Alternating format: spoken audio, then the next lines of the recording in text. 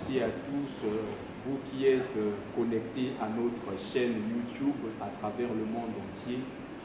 Ce jour, nous recevons pour vous, pour cette interview, le pasteur Obaked du Tabernacle du Dieu vivant. Avec lui, nous allons échanger sur 3 points: l'appel, la conversion, l'appel à son ministère et comment il a commencé son Église. C'est autour de ces 3 questions que nous allons essayer de développer tout à l'heure. Bonjour, pasteur.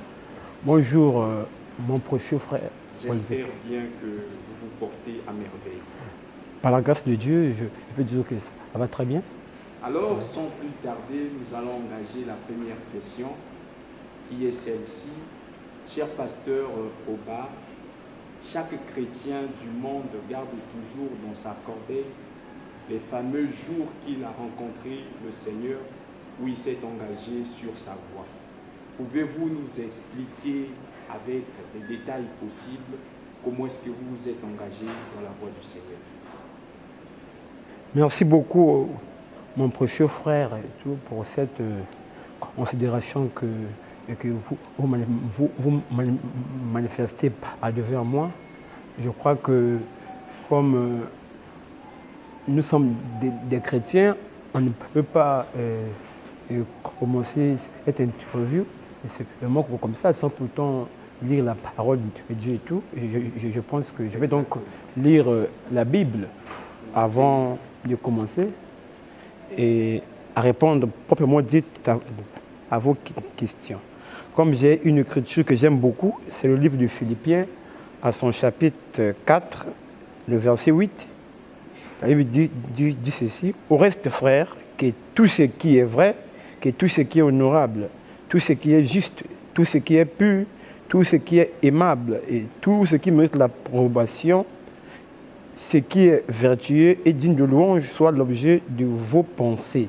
Donc c'est par l'écriture de l'apôtre Paul aux Philippiens que je vais donc commencer à répondre à ta question et tout.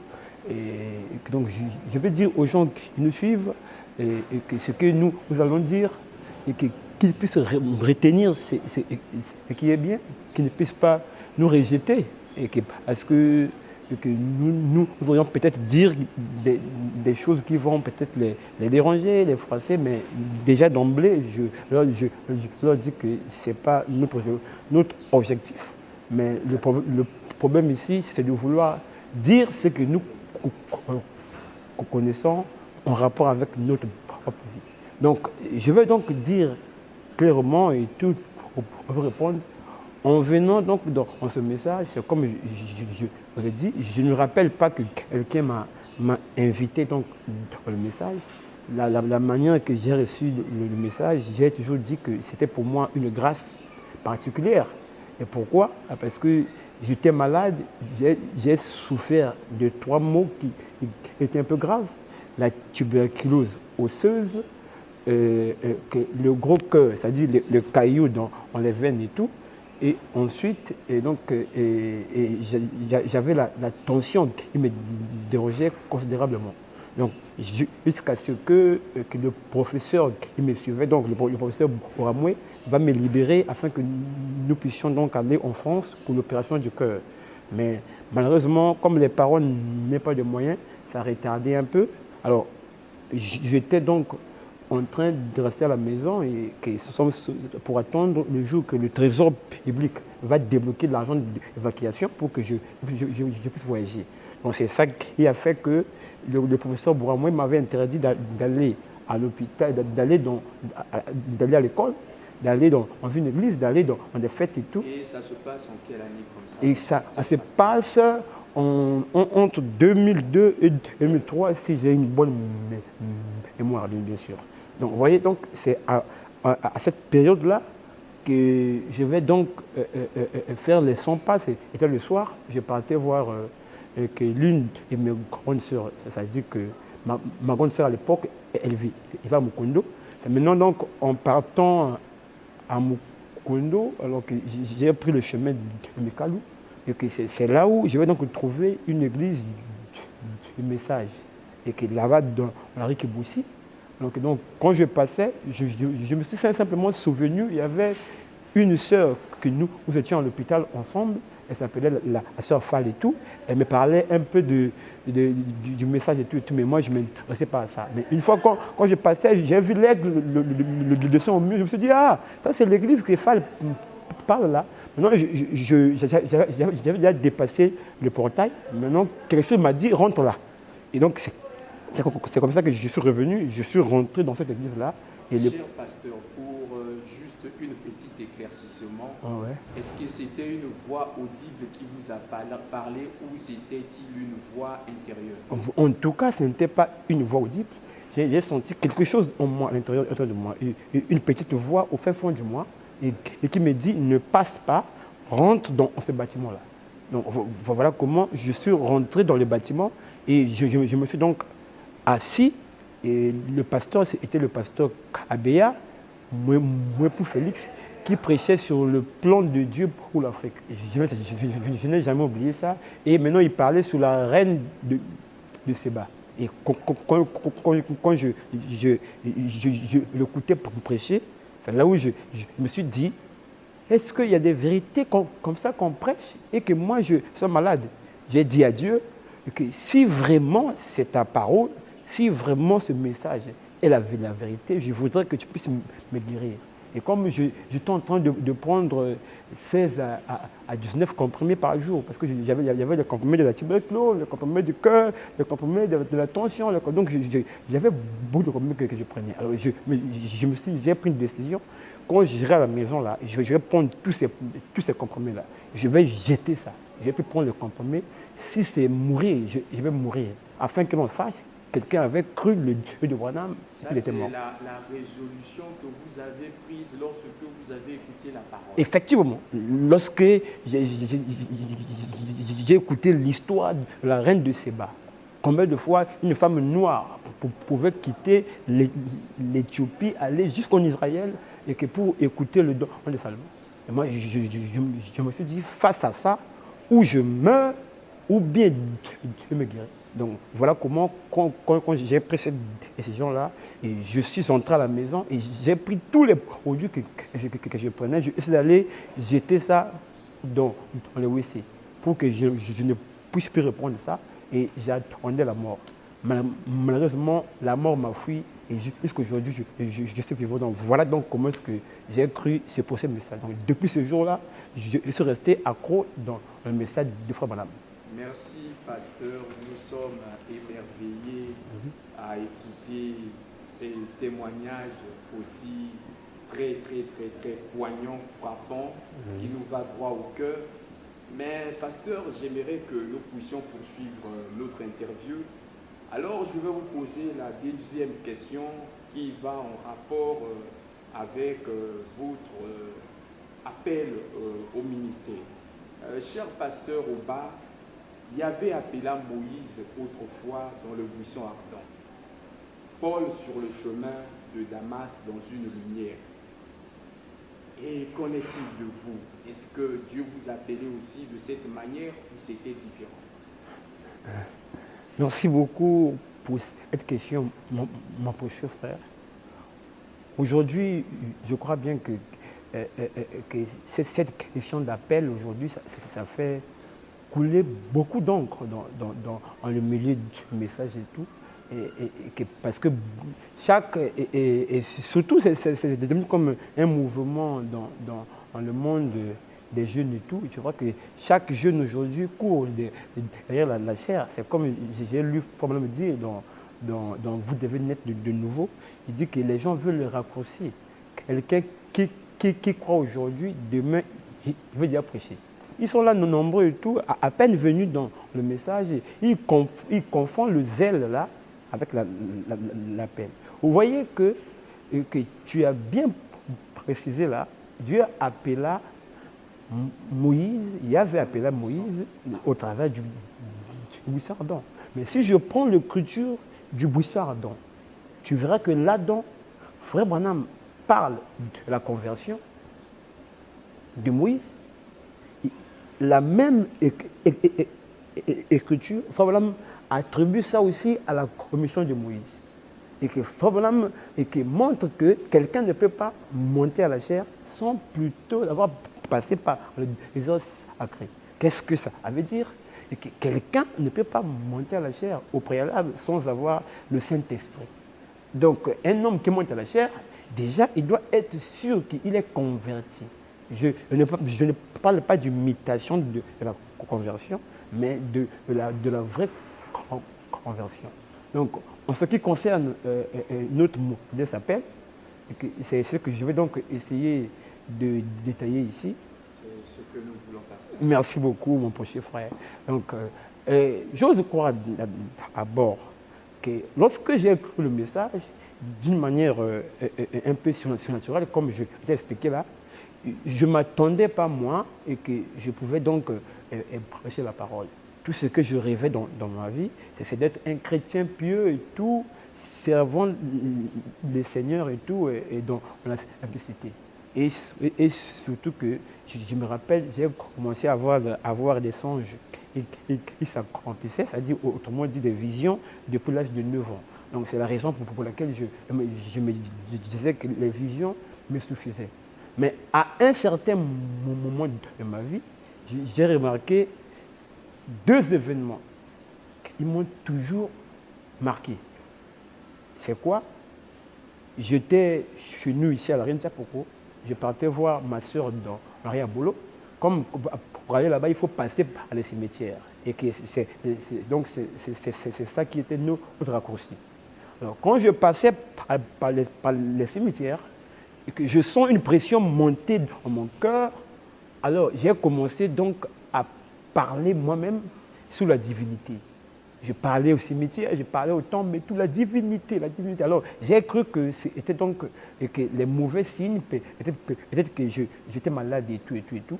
Alors que c'est ça qui a fait que je suis allé directement que voir notre monsieur pasteur et tout. Alors je lui ai expliqué à l'époque, je lui ai dit, ah, pasteur, regarde ce que moi j'ai vu. Alors il ne m'a rien dit, il a juste prié pour moi et tout. Il m'a dit que va continuer à prier et tout. Je n'ai rien à te dire, on reprend avec ça.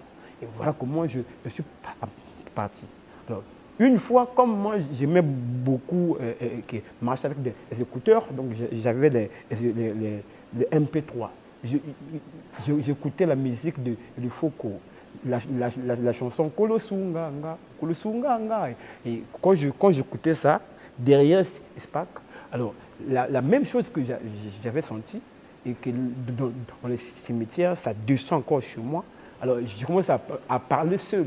J'expliquais Malachie 4. Et la chose la plus grave, c'était sous la pluie. Donc, la pluie, je me mouillais, mais je parlais. Du coup, quand je suis sorti de ça, alors ça m'a fait très mal.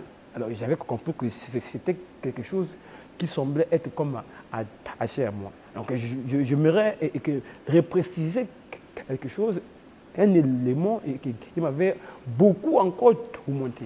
Quand j'avais vu ça, je ne savais pas que c'était le ministère. Et ça, je dois quand même le dire parce que c'est un événement qui est lié à ma vie.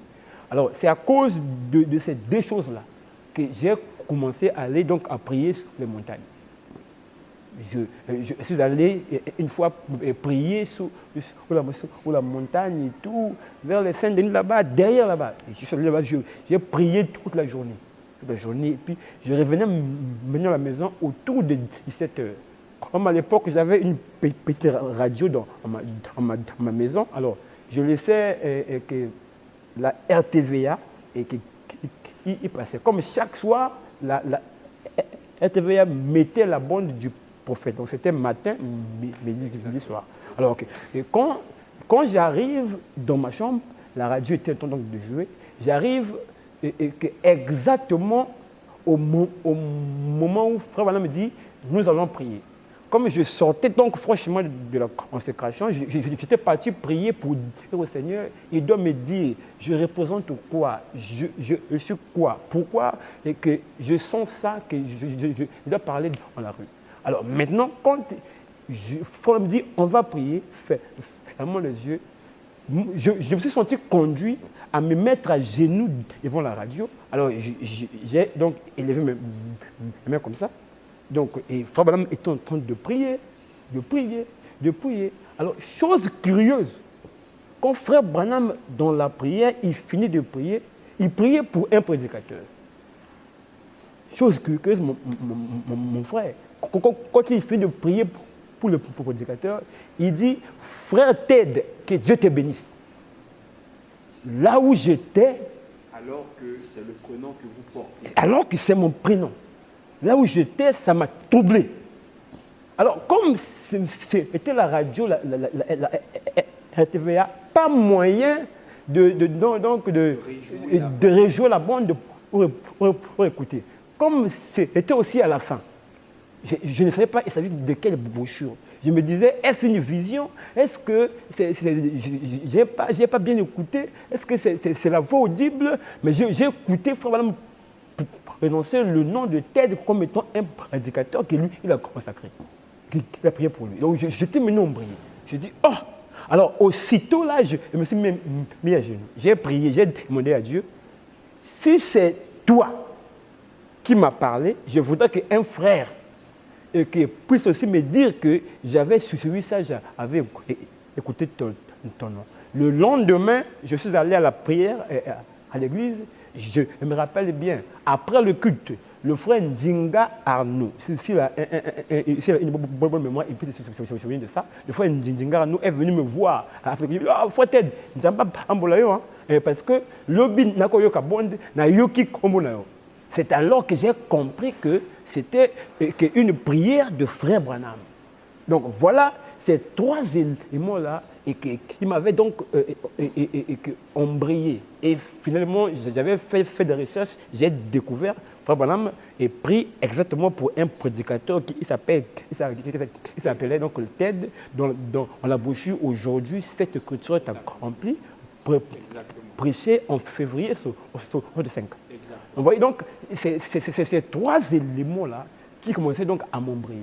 Maintenant, vu que je bégayais, je ne peux pas croire que j'étais prédicateur. Maintenant, ces trois éléments-là, surtout, là où Fabien m'a prié pour un prédicateur qui s'appellerait Ted, alors qui s'est consulté avec moi, et je me suis dit, ah, donc je dois automatiquement prendre ça au sérieux. Maintenant, c'est là où beaucoup de gens confondent les choses. Et que tu vois, aujourd'hui, les gens disent que j'ai le poids dans mon cœur. Ils confondent. L'appel, c'est pas le poids. L'appel, c'est une pression dans le cœur qui te hante, qui te met mal à l'aise. Je dis, oh non, je sois un poids. Le poids de quoi? Est-ce qu'avec vous, pasteur, c'était juste un poids qui vous montait dans le cœur de l'appel au ministère? Je t'ai dit que je n'ai pas remarqué le poids là, comme les gens expliquent et tout. Mais c'était une pression, une chaleur dans mon cœur. Dans mon cœur, dès que ça me prenait, ça me dérangeait. Maintenant, c'est là où je me suis dit, ah, est-ce que c'est peut-être une pression qui m'embêtait? Donc, il fallait que je puisse écrire au pasteur pour lui dire que si c'était possible, que je puisse voyager et que pour aller témoigner aux gens ma guérison, la manière que Dieu m'avait guéri, pas pour aller prêcher. Parce que je ne pensais pas que je pourrais prêcher. C'est là où que le pasteur donc, va me faire appel et que pour me demander si j'étais en connivence avec le frère Gino qui est là. Et parce que le frère Gino, on mettait le pasteur pour l'appel. Moi, je lui ai dit non, moi, je ne sais pas en connivence avec lui. Et voilà comment donc le pasteur va nous envoyer à Ngo. Pour donc, essayer d'aller apporter la parole. Mais vous êtes parti en Ngo pour le but d'apporter la parole ou juste pour pouvoir témoigner? Non, mais quand je partais en Ngo, c'était juste pour aller témoigner les gens ma guérison. Donc, je n'avais aucune idée d'aller prêcher parce que j'étais incapable d'aller prêcher. Déjà, même en partant, j'avais demandé à Dieu de me donner les signes qui prouvent que je dois aller témoigner. C'est là où je vous ai dit, que lors de la première mission, je vous ai dit que j'avais demandé à Dieu deux signes. Dieu m'a donné une vision. Quand j'écoutais la bande sur les ailes d'une colombe, que mon interprète devait être malade, la maison que j'allais être habité, ça devait être peint en bleu. Donc les deux visions s'est accomplies. Donc je partais juste pour aller témoigner. Donc, maintenant, qu'est-ce qui a fait que je prêche? quand je suis arrivé, en gros là-bas et tout, je partais dans le marché et tout, dans le ruelle, et essayer d'exhorter les gens. J'emmenais les gens à l'église. C'est le frère Ginon qui prêchait à l'église. Maintenant, un jour, la nuit du 30 septembre 2011, à 3 heures du matin, et que c'est là où j'ai vu un homme m'apparaître dans le rêve. Il m'a dit ceci, je veux que tu prêches ma parole. Prêche ma parole. Moi, je lui ai dit que je ne peux pas prêcher parce que moi je bégaye. Mon bégayement ne me permet pas de prêcher la parole. Il me dit, je veux que tu prêches ma parole. Ouvre-moi ta bouche. Quand j'ouvre comme ça, parce que dans le rêve, je me voyais en train de causer avec un homme. Quand j'ouvre comme ça, là, je vois que sur ma langue, il y avait deux fils comme ça noirs. Et qu'il m'a dit, c'est ceci, je vais te couper un fil. Ça te permettra de prêcher ma parole. Quand tu prêcheras ma parole, les gens seront guéris. Les gens seront sauvés.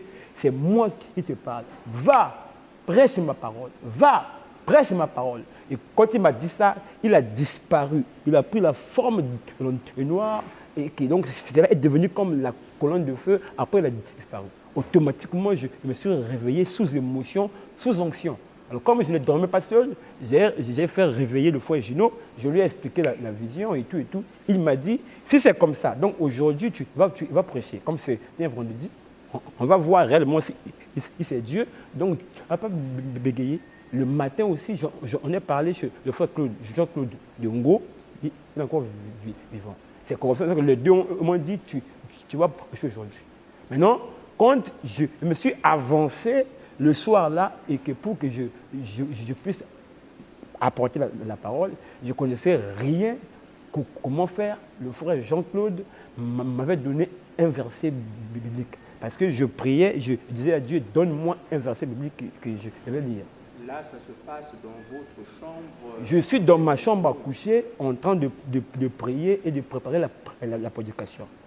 J'avais écrit l'histoire d'Abraham et de Paul. Maintenant, je manquais un verset biblique pour marier avec ça. Alors, quand je m'apprêtais, le frère est venu me prendre pour qu'on puisse aller à l'église. Maintenant, en montant sur la moto et tout, j'étais en train de prier, Seigneur, donne-moi un verset biblique. Je priais dans mon cœur. Mais aussitôt, le frère, et dès qu'il me dépose à l'église, il me dit, mon précieux, je sens dans mon cœur que je dois te donner un verset biblique. Alors, il me donne le verset biblique de Josué 1, du verset 1 jusqu'à 9. Donc, la fidélité de Josué à Moïse. Alors que quand j'ai pris ça, comme j'avais besoin du verset biblique, quand j'avais lu ça, je comprenais que ça venait de Dieu, parce que c'était ma prière qui venait d'être exaucée. Alors maintenant, et que quand je prends ça, je vois avec les écrits, ça ne marchait pas. Donc j'étais obligé de répondre à 0 dans mon bureau. Mais maintenant, le temps était court. Du coup, le conducteur de chant appelait que je devais monter à la chaire. Imaginez-vous, des fois, j'étais cuit, j'étais grillé parce que je n'avais rien. Alors, quand je monte à la chaire, et que je pensais seulement lire ce verset-là et un psaume. La voix me dit, écris au tableau l'appel de Dieu aujourd'hui. J'ai écrit l'appel de Dieu aujourd'hui et le verset que le frère Jean-Claude m'avait donné. Quand je tourne comme ça, pour juste essayer de lire un psaume pour prier, la même onction qui m'avait saisi quand je partais dans les cimetières, et la même onction qui m'avait saisi derrière cette plaque est revenue. Ça m'a pris pendant 1h48. J'ai prêché sans bégayer.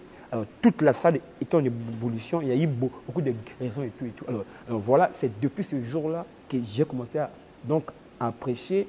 Et Dieu m'a fait grâce. Pour les gens qui me connaissent, je ne bégaye plus comme je bégayais avant. Ça, tout le monde peut témoigner, même les gens de ma famille, même les gens du quartier et tout, même les gens de mon ancienne église. C'est ceux qui suivront cette bande-là, comprendront que ce que je dis là est très vrai. Parce qu'aucune fois, je suis monté à la chaire et que pour témoigner dans les débuts là, avant que je puisse commencer à prêcher.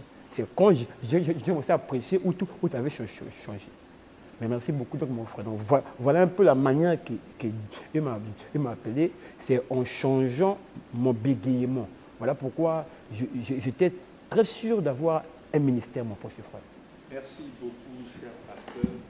Je pense que le visage de beaucoup est illuminé en écoutant ce émouvant témoignage qui est tellement apprécié par les chrétiens du monde certainement.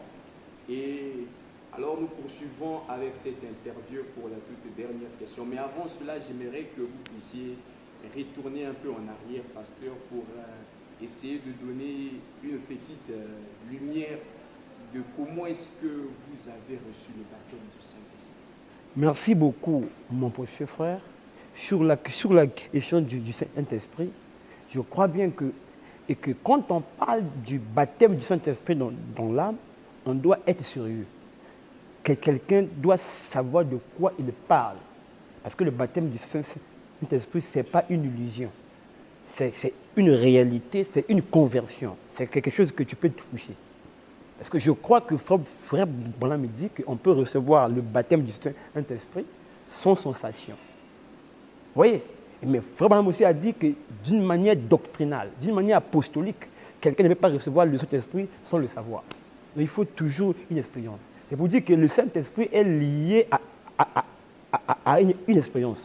Donc quelqu'un peut recevoir le Saint-Esprit sans faire une expérience et en faire après. Quelqu'un peut recevoir le Saint-Esprit, en même temps, il fait aussi l'expérience. Vous voyez? Et que, donc, il faut savoir placer les Écritures et pour que les gens ne puissent pas tomber dans la confusion. Maintenant, je vais donc aller droit. Et donc, en ce qui me concerne, comment est-ce que j'avais su que j'avais reçu donc, le Saint-Esprit? Parce qu'à l'époque et tout, beaucoup de gens me disaient, croyaient, me témoignaient que j'avais donc le Saint-Esprit, vu la manière dont j'avais donc le message et tout. Parce que Frère me dit que Dieu ne peut pas te guérir sans plutôt pardonner tes péchés. Vous voyez, donc c'est comme ça que j'ai été donc emmené à croire que j'avais le Saint-Esprit et surtout que je semblais déjà manifester un don, c'est-à-dire le don de prophétie et tout. Mais le jour que j'ai lu, il faut me dire que j'ai commencé à avoir des visions et des songes avant que je puisse recevoir le baptême du Saint-Esprit. Alors ça m'a interpellé. Alors, je me suis mis en prière et que pour demander à Dieu, si j'avais le Saint-Esprit, qu'il me donne l'expérience. Si je n'en avais pas, qu'il me le donne. Et voilà donc, un jour, j'étais encore à Onga là-bas et tout, et un jour, et que je priais pour le Saint-Esprit, j'écoutais donc la brochure, la chanson de Foucault. Sur les ailes d'une colombe blanche, la colombe de feu vient du ciel. Qu'est-ce que je vois la nuit, à 3 heures du matin? Je n'ai jamais oublié ça. Je ne sais pas qu'est-ce que 3 heures à faire avec ma vie, quoi. Donc, à 3 heures du matin, je vois la colonne de feu descendre en forme de tourbillon et se poser donc sur ma partie abdominale ici, là. Donc, cela a formé comme l'échelle. Et que cela dégageait une énergie dans mon corps. Je me sentais comme hypnotisé. Donc cela m'a chargé. Et que jusqu'à ce que je voulais donc crier, je n'arrivais pas à crier. J'étais sous une forte onction. Et quand je sors de cette expérience-là, qui était donc une vision, alors automatiquement, une forte onction m'a saisi. Une onction de la manière que je n'avais jamais ressentie. Je me suis dit, oh Père, Dieu m'a donné le Saint-Esprit. Voilà comment je me suis mis à genoux. Aussitôt, j'ai commencé à prier. Alors, j'ai dit, Seigneur, si c'est toi qui m'as donné le Saint-Esprit, j'aimerais bien que tu puisses venir me toucher. Parce que je lisais... Là, tu as demandé à Dieu un signe. Voilà.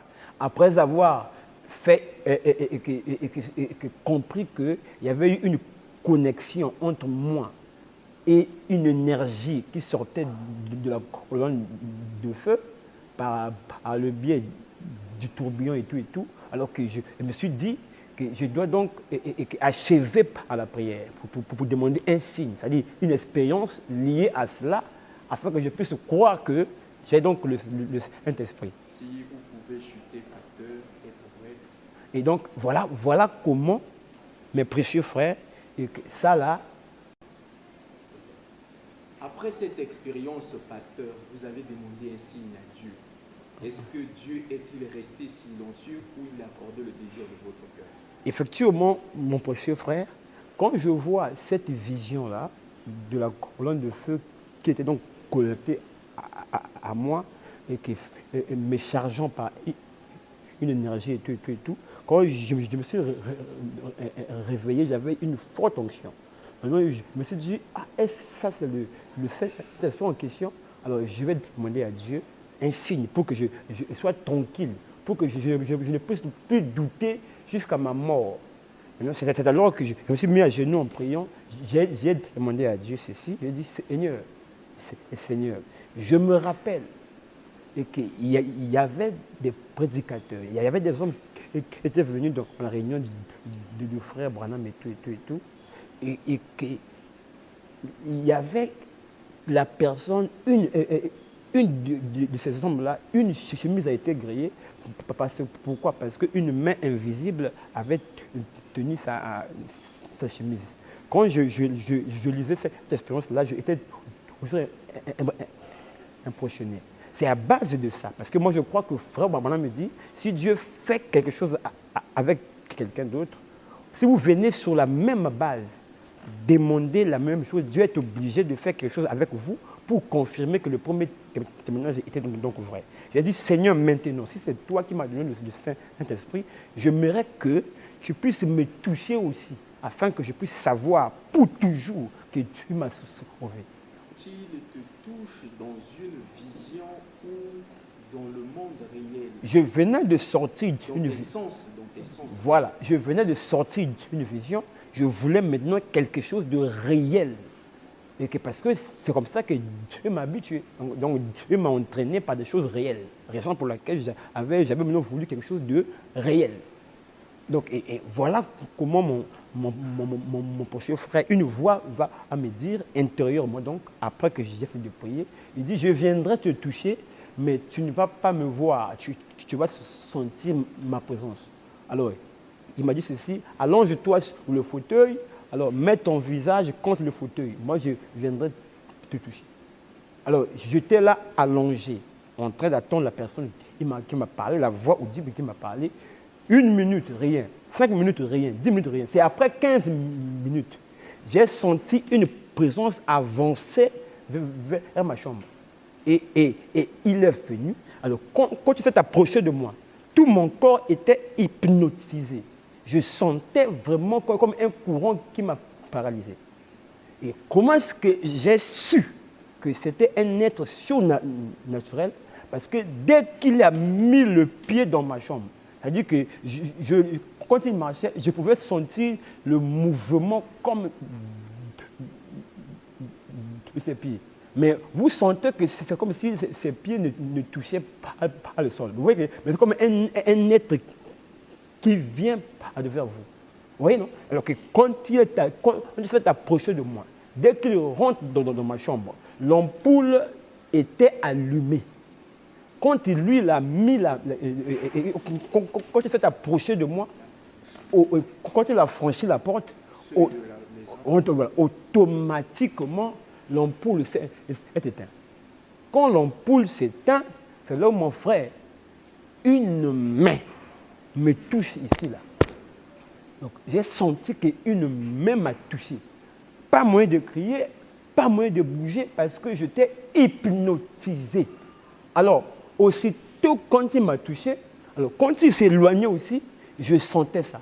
Alors, quand il s'est éloigné de ma chambre, aussitôt l'ampoule qui était éteinte, l'ampoule s'est réallumée de nouveau. Alors que je pouvais le sentir s'éloigner de moi, pouf, il est parti. Alors, automatiquement, là où j'étais, les larmes ont commencé à me couler, l'onction m'a embêté. Alors, je me rappelle, comme j'avais fait cette expérience-là en mi-février 2007. Tous les 2 semaines du fin février, j'étais sous onction. Donc je partais à l'église sous onction, je revenais à l'église sous onction. Donc l'onction m'a dérangé pendant 2 semaines et demie. Donc c'est après 2 semaines que l'onction m'a quitté, frère. Donc c'est à partir de là et que je suis sûr qu'il n'y a aucun mortel sur la terre et me dissuader que je n'ai pas le Saint-Esprit. Ça, je ne le croirai jamais. Voilà un peu mon expérience et que liée au baptême du Saint-Esprit, mon frère. Je vous remercie, pasteur, pour avoir répondu à cette question aussi claire que possible. Oui. Et pasteur, nous allons aborder le point de l'Église. Merci Vous beaucoup. savez, Dieu vivant tabernacle comme Église. Oui, oui. Pasteur, les églises naissent aujourd'hui comme des champignons sur les coins et recoins du pays, pourquoi pas sur la face du monde. Mais est-ce que vous avez emboîté le pas ou est-ce que vous avez commencé comme de la même manière que ceux qui vous ont précédés? Merci beaucoup pour cette très belle question et tout, parce que j'ai toujours cru que Dieu a des principes. Le principe que nous connaissons de Dieu, c'est quoi? Frère Branham appelle ça la clé de voûte de toute la Bible. C'est que, 1, il ne change pas. 2, il ne change pas sa manière de faire. Donc, si on est serviteur de Dieu, si on doit commencer une église, on doit se référer aux anciens qui ont travaillé avant nous. Comment est-ce qu'ils ont commencé l'église? Voilà pourquoi je étais resté longtemps silencieux, mais que j'ai pensé qu'à l'occasion donc du 5e anniversaire de l'église, qui est pour nous donc l'année de grâce, on doit quand même dire quelque chose. Parce qu'on est resté silencieux et tout, mais que Dieu quand même nous a fait grâce. On est encore en vie et tout. Voilà pourquoi on peut dire quelque chose pour l'église. Mais en cela...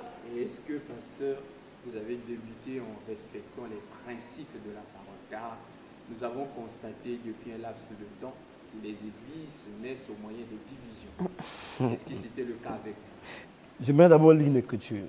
Pour ça, je vais lire l'écriture. Je vais lire la Bible. Donc je prends Esdras au chapitre 3. Donc je prends le 12e verset. Mais plusieurs des sacrificateurs et des Lévites, des chefs de famille âgés, qui avaient vu la première maison, pleuraient à grand bruit pendant qu'on posait sous leurs yeux le fondement de cette maison. Beaucoup d'autres faisaient éclater leur joie par des cris, en sorte qu'on ne pouvait distinguer le bruit des cris de joie et les bruits de pleurs parmi le peuple, car le peuple poussait des grands cris dont le son entendait au loin. Ici donc, c'est l'écriture d'Esdras. Pourquoi j'ai lu cette écriture? Parce que tu es d'accord avec moi aujourd'hui, mes frères, et qu'il y a un grand désordre absolu.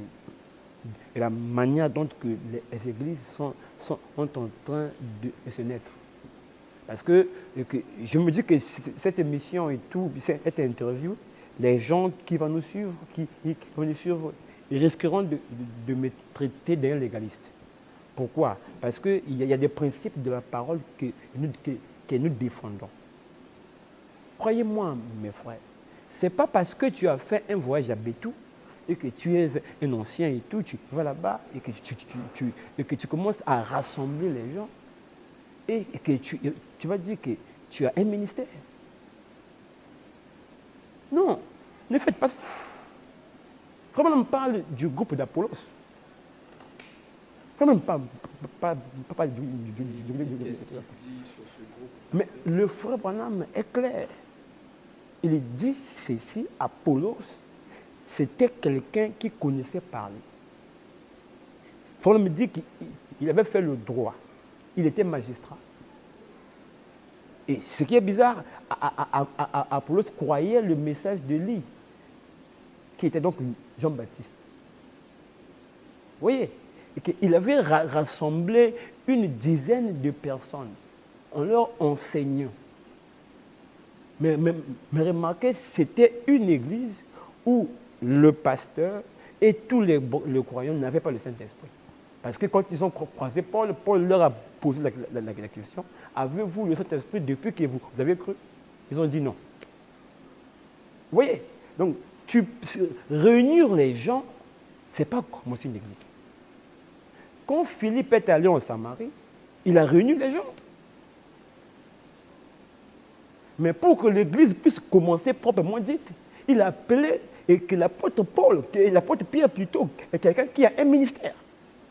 Mais aujourd'hui, un frère qui était assis dans le banc, il fait un voyage là-bas à Pokola et tout, à Boignela et tout, il va là-bas. Le fait que les gens se rassemblent autour de ce frère-là, il croit qu'il a un ministère et tout, il avance comme ça, et puis le voilà et tout, on l'appelle pasteur, tout, puis il avance. Il ne connaît même pas c'est quoi ça, on l'appelle. Comment est-ce que tu peux l'appeler tout? Mais alors que, le problème est clair. Dieu, quand il t'appelle, il doit te dire qu'est-ce que tu dois faire. Vous voyez? Donc, il faut rassembler l'appel, le mandat pour commencer une église. Parce que tu dois savoir, tu emmènes les gens où? Au deux, il doit te dire où commencer l'église. On ne commence pas une église au hasard. Est-ce que, pasteur, d'après ces questions que vous posez, comment est-ce que Dieu devait vous montrer votre église, l'endroit où vous devez commencer l'église? Est-ce que Dieu vous a montré là où vous devriez bâtir l'église? Et comment commencer l'église? Voilà. Sur cette question-là, je voudrais quand même que nous puissions tomber d'accord avec moi. Nos anciens qui ont cru le message, qui ont commencé les églises, quand ils voient la manière dont que nous, les jeunes, sommes en train de commencer aujourd'hui, ceux qui sont honnêtes et sérieux dans leur maison sont en train de pleurer. Pourquoi? Parce qu'un batteur peut devenir pasteur et tout, un interprète peut devenir pasteur, un conducteur de chant peut devenir pasteur, un rebelle peut devenir pasteur. Donc, du coup, il y a comme une pagaille organisée. Ce n'est pas leur faute, parce que ces gens-là ne sont pas enseignés. Alors que le frère Branham parle de la formation. Ce n'est pas en vain que Jean-Baptiste devait être formé. Il a commencé son ministère à l'âge de 30 ans. Ce n'est pas un hasard. Même Jésus a commencé à l'âge de 30 ans. Ce n'est pas l'hasard. Parce que la loi lévitique, on recrutait un sacrificateur à l'âge de 25 ans et c'est à 30 ans qu'il commençait le travail. Donc à 5 ans là, c'était la formation. Je crois qu'un ministre, un prédicateur doit être formé avant de recevoir l'appel de commencer l'église. Donc, en ce qui nous concerne, j'aimerais être là clair et que pour que les gens puissent savoir comment est-ce que nous avions commencé l'église et tout. Déjà, le 18 mars 2015, je reçois une vision à 11h30 comme par là, où Dieu me dit, je te donnerai une église à Talangaï, à la Rinchapoko. C'était une vision, ça y est, dans mon bloc, des visions là, dans mon bureau. Comme là, nous sommes de l'église, ça y est dans mon bureau.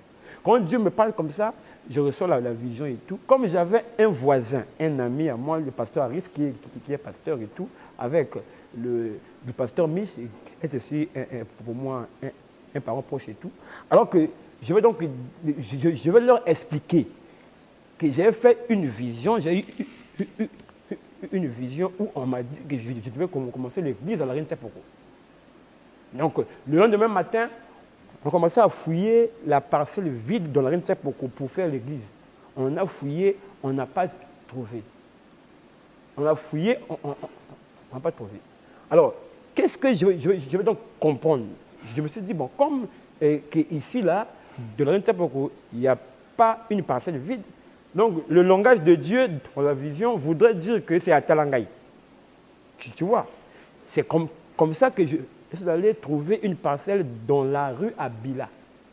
Donc pour démarrer l'église et tout, le temps de rassembler les matériaux et tous les morceaux de bois pour faire un petit hangar. Or au fond, c'était une parcelle à conflit. Donc il y avait donc 2 acquéreurs. Et que quand on bâtit comme ça, et que tout d'un coup, nous étions surpris. Et qu'un monsieur est apparu pour dire que c'était donc sa parcelle. Alors, de mon apparence comme ça, le monsieur là ne croyait pas que moi je pouvais être un pasteur. Il m'appelait et le chargé du matériel. Il a dit, chargé du matériel, va dire à votre pasteur d'enlever les trucs là parce que ici c'est ma parcelle. Je vous donne 2 jours. Si vous n'enlevez pas ça, je vais casser ça et tout. Et tout. Voilà, c'est comme ça que le chef du quartier, il vivait dans l'arrière-Bila, chef du bloc, il s'appelle Papa Bédel, dans l'arrière-Bila et tout. Il va donc perdre son âme, il est mort. Le monsieur là m'appelle pour me dire, toi tu es pour toi un pauvre maçon. Comme on a toujours appelé les maçons des pauvres, bien qu'il y a des maçons riches. Il dit, toi qui es pour toi un pauvre maçon, sois loin de cette histoire-là. Le monsieur là travaille à la présidence. Je ne vais pas citer son nom ici parce que c'est un cadre dans ce pays. Il dit, éloigne-toi, il va te compliquer la vie. Retirez vos histoires. Pourquoi le pasteur l'a fui? Parce qu'il sait que c'est la parcelle à conflit. Retire tes matériels, va. Ça, c'est ce que le chef du quartier vous dit. Oui, monsieur Bédel. Alors, du coup, comme ça, j'ai été embrayé. Je suis entré à la maison et j'ai commencé à pleurer. J'ai dit, Seigneur, c'est vous qui m'avez conduit de quitter l'église là où j'étais avant. Et que tu m'as dit que je devais commencer l'église. Et je veux donc ajouter quelque chose. Quand j'ai quitté l'église et que je suis allé me reposer à Kinshasa, après, je suis revenu à Brazzaville. J'ai fait 1 année à la maison. Pour qu'on ne puisse pas dire qu'en quittant l'église, j'avais donc pris les gens et tout, parce que étant quelqu'un qui manifeste déjà un don dans l'église et tout, et il se peut qu'en sortant de l'église, quelqu'un peut te suivre. Mais je me suis comporté de manière qu'on puisse m'oublier. Dans ma première église, Navré de vous interrompre, pasteur. Est-ce que vous n'avez pas incité les gens à vous suivre? je n'ai jamais fait ça. Et ça, je le dis, et je suis devant l'Internet et tout, et je suis devant les gens qui me suivent. S'il y a quelqu'un qui connaît que quand je suis sorti de l'église, que je lui ai appelé pour lui dire que non, viens me voir et tout, viens m'aider, on va commencer l'église et tout ça là, qui vient me voir. Ça, je peux lancer un défi dans le monde entier. Et qu'il n'y a pas quelqu'un et que moi j'ai appelé pour lui dire que viens, on va commencer l'église. Je ne fais pas ça. Parce que je crois que le Dieu de la vision, c'est aussi le Dieu de la prévision. Toute personne que tu vois dans mon église, là, tu peux les demander. J'ai appelé au camp. Ils viennent d'eux-mêmes. C'est comme ça que moi, je crois au ministère. Donc, voilà comment, 1 année après, et que j'ai donc eu cette vision-là, donc je devais donc commencer l'église. Mais la parcelle où on devait commencer l'église, on tombe dans les problèmes. Les problèmes après problèmes, situation après situation et tout. Alors finalement, un jour, j'arrive là, c'est le colonel lui-même, parce que le monsieur en question, c'est un colonel. Il arrive, on se croise. Il me dit, monsieur, mais comment je viens ici? Je te vois souvent ici. Mais le pasteur est où? On levait vos hangars là. La nuit, j'avais pris la décision de venir détruire l'hangar là. Mais la nuit, une voix, un homme m'a parlé. Il m'a dit, ne touche pas cet hangar là. Alors quand le colonel m'a dit ça, j'ai compris. J'ai dit, aïe, l'occasion est là. Donc c'est mon Dieu qui est entré en scène. C'est là où je lui ai dit, monsieur le colonel, c'est moi le pasteur. Il a dit, hein? J'ai dit oui, c'est moi le pasteur. J'ai dit, moi, je veux servir Dieu. Tu ne connais pas la pression qui est de mon cœur. Qui es-tu pour m'empêcher de servir Dieu? Il va alors me donner un rendez-vous chez le chef du quartier pour qu'on puisse régler le problème. Alors, c'est pour ça que nous sommes allés chez le chef du quartier et j'étais avec les témoins, pasteur Mich, pasteur Harris. Alors, je lui ai parlé, je me rappelle de sa réponse. Il m'a dit, qui es-tu? Quand tu parles, je sens des vibrations en moi. Je ne veux pas avoir des problèmes avec toi. Alors, ce que je vais te faire, je vais te donner l'argent. Sors dans cette histoire. Laisse-moi tranquille. Alors, va faire ton église ailleurs. C'est comme ça que ce monsieur m'a donné 1 million. Vous ne lui avez pas excité à faire ce geste ou il a fait volontiers? Je ne lui ai même pas demandé l'argent. Je lui ai seulement dit que moi, je veux servir Dieu. Je suis jeune. Je ne sais pas ce qui se passe en moi. Qui es-tu pour étouffer ce que Dieu a sur moi? C'est à cause de ces paroles-là, lui-même, il m'a dit que je suis un moyen, je suis un notable. Qui es-tu pour que quand tu parles, moi je sens des vibrations? C'est à cause de ça qu'il m'a dit, éloigne-toi dans cette histoire. Je ne veux pas avoir l'histoire avec toi. Il m'a donné 1 million. Donc c'était pratiquement 1 million. Alors j'ai pris les 1 million et avec un peu d'argent que j'avais dans mon compte et tout. Et mon ami ou staff que tu connais bien, Samba, m'a donné aussi les tôles. Il m'a donné les ventilos et tout. Et voilà comment est-ce que nous avons eu l'endroit à l'Ampama et que nous avions commencé cette guerre-là. Un petit éclaircissement, pasteur, tu m'excuses si je vous interromps. Non, d'accord. Est-ce qu'il y avait-il des témoins en ce jour-là lorsqu'ils vous rendaient là? Effectivement, les témoins, c'est bel et bien le pasteur Harris. C'est Harris Moboko qui avait écrit sur la décharge. Il a émargé nos 3 noms. Mon nom, le nom du pasteur Mich et le nom d'Harris lui-même. Donc c'était une décharge qui attestait et qui témoignait que j'avais donc reçu l'argent de la part du colonel pour sortir dans cette histoire de parcelle. Voilà pourquoi je crois de tout mon cœur et que l'impossibilité peut devenir possible. Donc là où je croyais que j'étais dans les problèmes, mais dans les problèmes, Dieu a créé une opportunité. Donc Dieu a fait que les situations sont devenues une opportunité pour moi de recevoir l'argent.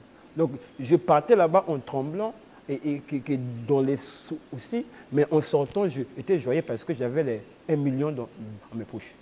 Donc voilà comment c'est avec les 1 million là que nous avons trouvé l'endroit de l'Ampama. On a bâti l'hangar. Mais on a bâti l'hangar. On devait commencer une église comment? Frère Branham me dit, si vous voulez une église, commencez par la parole. Alors, qu'est-ce que j'avais fait? C'est Harris qui m'a dit, bon, comme tu vas commencer, je vais faire ceci. Je vais prendre mon église. Je viendrai communier avec toi. Les gens qu'on va gagner au baptême, c'est les gens-là que tu vas commencer à avec eux. C'est comme ça qu'on a fait quelques réunions de réveil et tout. Mais il fallait voir. On a commencé une église où, après, Harris est parti avec tout, avec les échos et tout. La salle était vide. Nous sommes restés et tout, et je me rappelle et tout. Et on pouvait se voir comme ça avec mon cadet Rondi et tout. Mais on ne savait pas quoi faire. Quand j'ai commencé à prêcher, il fallait voir. Il y a un frère qui est venu. Il nous a vu la manière qu'on était en train de bricoler. Il est sorti, il est parti acheter 5 gécos. Il l'a emmené avec un don que j'avais reçu d'une sœur. C'est comme ça qu'on a démarré avec 10 gécos. Et j'étais en train de prêcher sur la divinité suprême du Seigneur Jésus-Christ. Dieu va me faire grâce.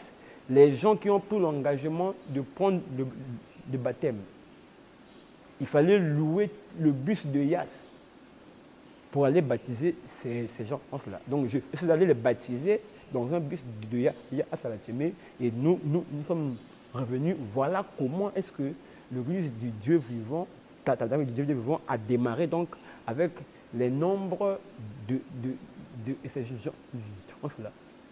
Et en évoluant et tout, alors, la police a commencé un peu à me déranger à cause du langage et tout. Je me pose la question, qu'est-ce que je devais faire? Parce que j'étais maintenant sous la pression. Même le langage où nous étions était déjà petit parce que les gens étaient un peu dehors et tout, à cause de la chaleur et tout. Et là où j'ai commencé à me poser la question, quand j'ai pris la décision de commencer à construire là où nous étions en train de louer et tout, de faire les murs, alors le propriétaire de la parcelle là m'a m'a fait la guerre. Donc, c'était des rendez-vous après rendez-vous et tout. Je me posais la question, mais pourquoi je veux faire un truc en mur et tout, mais pourquoi on me complique comme ça? Remarque maintenant, mon frère, qu'est-ce qui s'est passé? C'était alors que nous avons reçu un appel et tout, et que donc il y avait une possibilité d'avoir la parcelle non loin de chez moi. Alors, quand on vient et tout, pour voir la parcelle se trouvait dans la rue Ntiapoko. J'avais déjà oublié cette vision. Donc, conformément à la vision, Dieu vous a ramené dans la ruelle précise.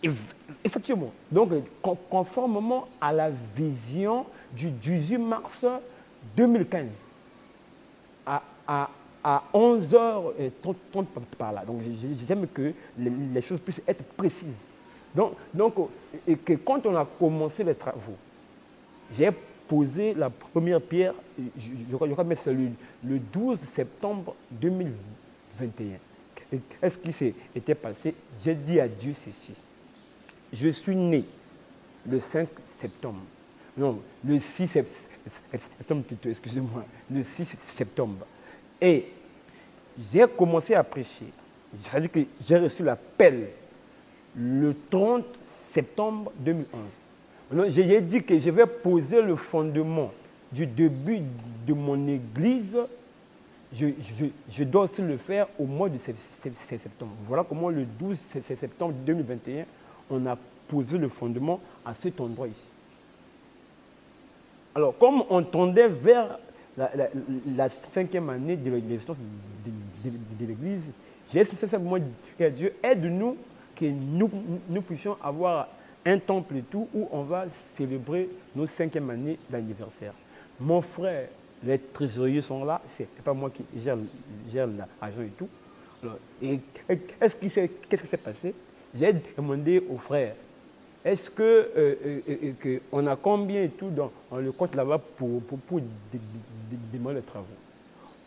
On avait, si j'ai une bonne mémoire, 194 000. Je leur ai dit, achetez les caillasses, achetez le sable. On pose la première pierre, le reste, Dieu pourvoira. Voilà comment est-ce qu'on a rassemblé ce matériel-là, on a posé la première pierre, alors on a tourné nos regards vers l'invisible. Et Dieu nous a fait grâce, en 3 mois, nous avons pu réaliser ce bâtiment-là. Beaucoup de pasteurs et tout, même de mes amis prédicateurs, m'ont appelé, d'autres pensaient que j'ai reçu le soutien et tout, d'un pasteur, je ne sais pas, des gens de Kinshasa ou bien des gens de l'étranger et tout. Ça, j'aimerais que les gens puissent savoir. On a bâti cette église jusqu'au moment où je parle là. On n'a reçu aucun sou venant d'un pasteur, même pas 1000 francs. Je ne me rappelle pas, un pasteur m'a donné 1000 francs pour me dire achète le sac de déciment. Si le pasteur là existe et qu'il passe aux médias pour me contredire, il n'y a aucun pasteur qui m'a donné même pas 500. Je me suis bâti par la foi et tout, avec les combattants que Dieu m'a donnés. Nous avons travaillé nuit et jour comme les Chinois. Pour que nous puissions avoir ce bâtiment-là. C'est en travaillant que je vais donc me souvenir de la vision. Donc quand je suis allé vérifier dans mon bloc de vision, j'ai retrouvé que Dieu m'avait parlé, c'était exactement dans la rue Ntiapoko. Et le bâtiment là est érigé dans la rue Ntiapoko. Et que je crois que c'est la grâce de Dieu. Voilà pourquoi je suis très joyeux de commencer une église d'après les normes de la parole. Et qu'après avoir rassemblé tous ces éléments-là, c'est la raison pour laquelle donc, nous avions organisé et que l'anniversaire de l'église et tout, et que sous le signe de la grâce, dans la grâce. Pourquoi pour moi, c'était une grâce merveilleuse de voir tous les éléments que Frère Valent parle dans la parole parler et que nous avons pu rassembler ça en cet endroit. Merci, cher pasteur. pour avoir répondu à cette question de la manière où beaucoup s'attendaient. Merci beaucoup, donc, mon précieux frère, et pour le mot de la fin que tu me donnes. Mais j'aimerais tout simplement repréciser ici. Et à mes amis pasteurs et tout, aux jeunes et tout, l'écriture que nous avions lue, vous voyez que l'écriture d'Esdras disait que les vieux sacrificateurs étaient en train de pleurer de la manière dont que les fondements étaient posés par les jeunes sacrificateurs. Donc aujourd'hui, je vais interpeller la jeunesse. Faisons des choses de la manière dont que la parole parle. Et que je veux aussi adresser donc un message à nous, aux anciens. Malgré que les jeunes se comportent mal, nous les jeunes, on se comporte mal et tout, c'est aussi leur responsabilité qu'ils ne puissent pas décliner la responsabilité aux jeunes. Et qu'il n'y aura pas, ils sont en train de travailler, le ministère est un métier. Ils vont vieillir, il y aura de la succession, mais ils doivent préparer la relève. N'abandonnez pas les jeunes comme ça. Les pasteurs doivent récupérer leurs responsabilités pour essayer d'équilibrer les choses au milieu donc, des jeunes, au lieu seulement de laisser la pagaille, ça va avancer comme ça. Parfois aussi, la pagaille là sont organisées par eux-mêmes. Mais nous voulons que les bonnes volontés puissent saisir cette occasion pour essayer de réformer la jeunesse et tout, et pour que les choses ne puissent pas aller elles-mêmes. Je voudrais aussi dire et que je bénis le Seigneur pour cette occasion. Sachez très bien, pour faire le travail de Dieu, il ne faut pas seulement être chapeauté. Aujourd'hui, je vois des gens, les jeunes courir derrière les tendances et tout, et tel est mon ancien, et tel est mon ancien. Derrière ça, le but, c'est être connu. Le but, c'est de recevoir de l'argent, de l'aide et tout cela. Quand Dieu t'a appelé, appuie-toi sur ton ministère. Il faut même dire, il est temps que chacun doit s'appuyer sur son ministère. D'abord, toi tu es avec nous, en ce qui nous concerne. Nous n'avons pas un évêque au-dessus de nous. Nous, au-dessus de nous, il n'y a que le Saint-Esprit. Ici, c'est moi qui est l'ancien. Donc, j'essaie de prêcher le message d'après l'ordre que Frère Branham nous a enseigné. C'est à cause de ça, je crois que ça sera, et que pour être libre, il faut seulement se détacher des liens dénominationnels. C'est-à-dire qu'être dans les tendances des États-Unis, de Gabon, de Côte d'Ivoire et tout, de Kinshasa et tout, et que si on peut être libre, et qu'avec le message de Frère Branham, c'est cela qu'on fera du succès et tout. Voilà ce que je crois. Donc, je vous remercie et pour cette opportunité que vous m'avez accordée pour que je puisse dire un mot. Et surtout, je remercie les héros dans l'ombre qui sont ici avec moi. Et que Dieu bénisse le frère Maïdania Duclet. Et Dieu bénisse mon ingénieur, le frère Bienvenu Bobongo. Et que je peux que le Seigneur puisse bénir tout le monde qui sont là. Alors, si Dieu donne l'occasion, prochainement. Donc, Dieu bénisse. Grosso modo, nous sommes arrivés à la fin de ces interviews. Alors, vous avez été nombreux à pouvoir nous suivre à travers le monde entier. C'était pour nous un plaisir de partager ces moments avec vous. La suite prochainement, que Dieu vous bénisse. Waouh!